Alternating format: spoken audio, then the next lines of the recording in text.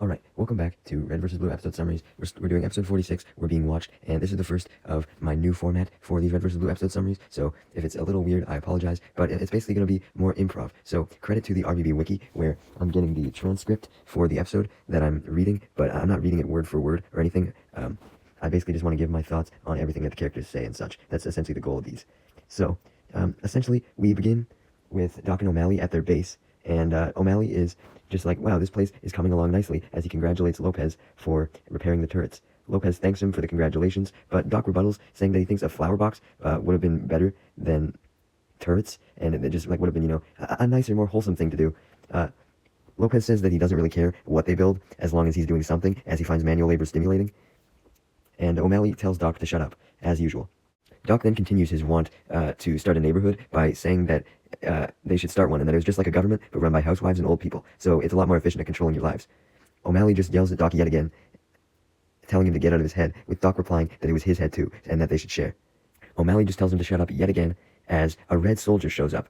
This red soldier is the same one from Battle Creek, who held up the flag, and was so determined to win, and led all the other reds.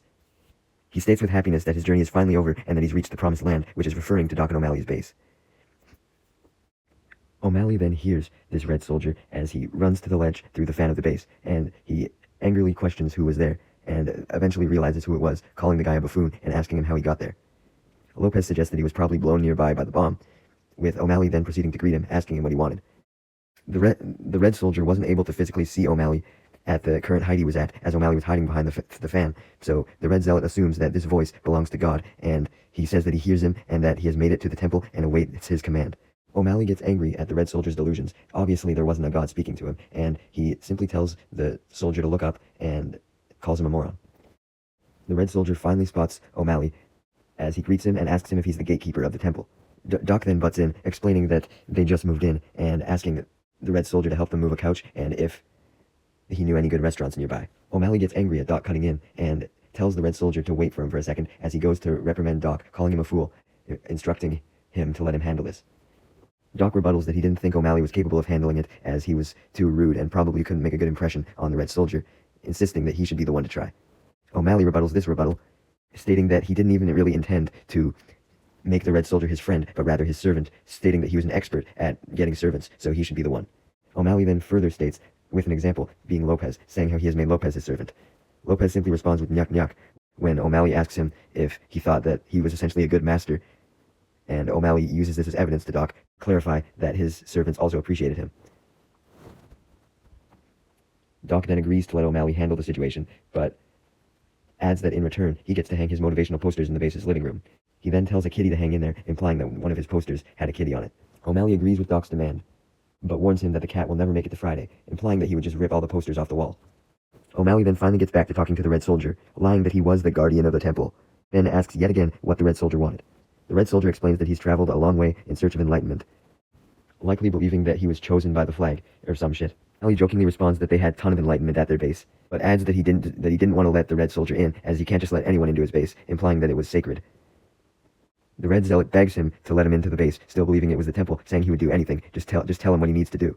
Doc suggests that O'Malley ask him what he knows about gardening, and Lopez suggests that he ask him if he can have his shoulders, implying that he really wanted a body again. Doc then changes his suggestion, suggesting that that he may know how to use the computer that they found in the base, and maybe he would be able to teach them how to use it. O'Malley, not accepting any of these suggestions as the proper one to use, decides to open the gate anyway, and instruct the red soldier to come in, evilly stating that they'll think of something that the red soldier can do to make up for O'Malley letting him in. O'Malley then proceeds to evil laugh absolutely, insanely, more than he ever has before, implying that what he was going to have the red soldier do in return was very despicable. O'Malley does so much evil laughing that even Lopez tells him to stop, but O'Malley just keeps going, as Lopez keeps complaining.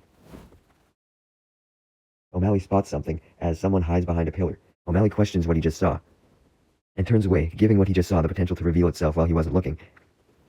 And then he turns back, thinking that he may be able to catch them in the act, but he doesn't.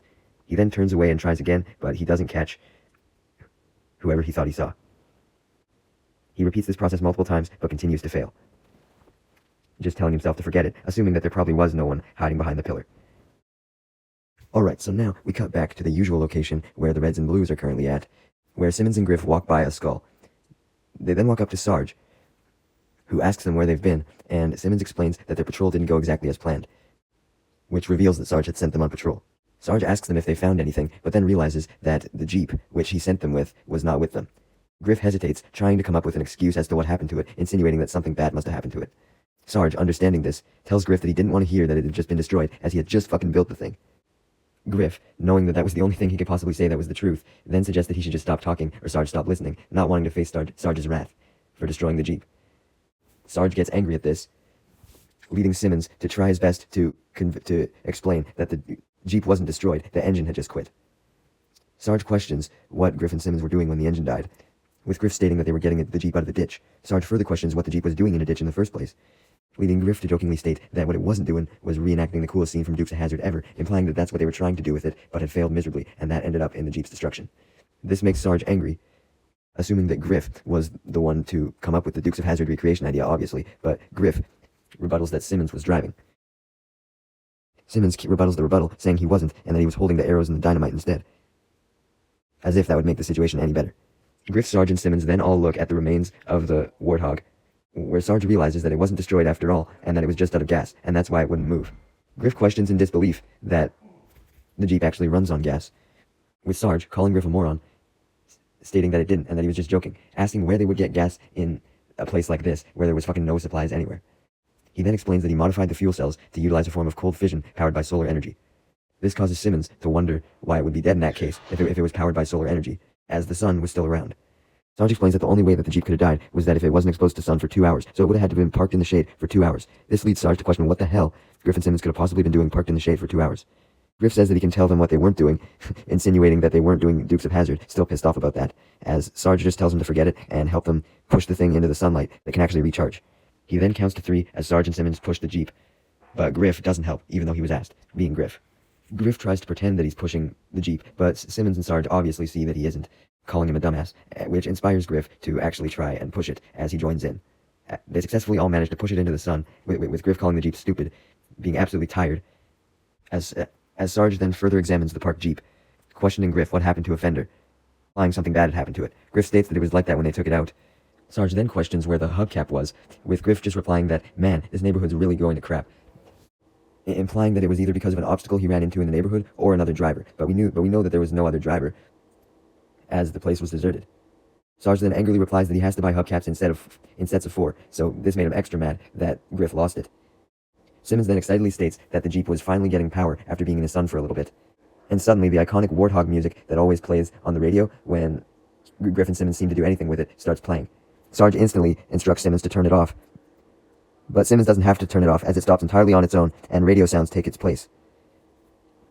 None other than Tex then speaks over the radio, asking if anyone can hear her. Sarge asks who that is, with Tex responding that it was Freelancer Tex looking for anyone from the Blood Gulch outposts. Griff recognizes Tex as the mean chick from Blue Team, which leads Simmons to instruct Sarge to hang up on her, since they obviously are not fond of Tex. Sarge agrees that this is a good idea, but before he can hang up, Tex reveals that she has found O'Malley's base and repeats herself to be absolutely sure that Sarge, Griff, and Simmons had hurt her. This reveals that Tex was the one that O'Malley had spotted and tried to get to come out of hiding. Sarge questions in disbelief that Tex really found O'Malley, still believing that he was dead, obviously. And Simmons wonders where Tex is, wanting to find out so that they could find out O'Malley's location. Tex explains that O'Malley seemed to be held up in a fortress, and further explains that she wasn't sure how she even ended up there, or how they built it, but added that she needed help as soon as possible, implying that she was going to do something to O'Malley. Tex continues to state this, as Griff and Simmons begin to get sidetracked and ignore what she says, since Griff suggests that they should use the radio to triangulate her position. Simmons rebuttals that this would be impossible, saying they only have one radio, and they need a third point to triangulate, because it's, a triangle. You need 3 points.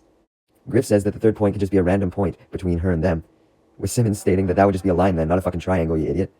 Griff rebuttals that a line would be better than a triangle, as the line would just lead straight to Tex, adding that it was the perfect mathematical plan. Simmons then angrily just instructs Griff to stop coming up with his own ideas, as they were stupid as fuck, and go back to criticizing other people's ideas like he usually does, referring to all the times he has done so to Simmons. Griff agrees that criticizing other people's ideas does seem to be his talent, especially since it was easier for him to do, and he was lazy. Sarge then butts in the conversation, adding that he could simulate a third radio by using some of the sand and the heat from the Jeep's tailpipe to make an enormous lens.